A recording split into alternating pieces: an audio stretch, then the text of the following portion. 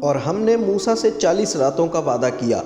پھر تم نے اس کے بعد بچڑا پوجنا شروع کر دیا اور ظالم بن گئے، لیکن ہم نے باوجود اس کے پھر بھی تمہیں معاف کر دیا تاکہ تم شکر کرو، اور ہم نے موسیٰ کو تمہاری ہدایت کے لیے کتاب اور معجزے عطا فرمائے۔ جب موسیٰ نے اپنی قوم سے کہا کہ اے میری قوم، بچھڑے کو معبود بنا کر تم نے اپنی جانوں پر ظلم کیا ہے، اب تم اپنے پیدا کرنے والے کی طرف رجوع کرو، اپنے کو آپس میں قتل کرو، تمہاری بہتری اللہ تعالیٰ کے نزدیک اسی میں ہے، تو اس نے تمہاری توبہ قبول کی، وہ توبہ قبول کرنے والا اور رحم و کرم کرنے والا ہے۔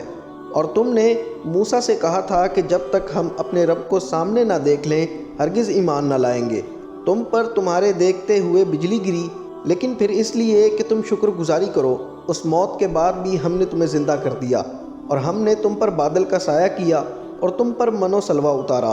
کہ ہماری دی ہوئی پاکیزہ چیزیں کھاؤ، اور انہوں نے ہم پر ظلم نہیں کیا، البتہ وہ خود اپنی جانوں پر ظلم کرتے تھے۔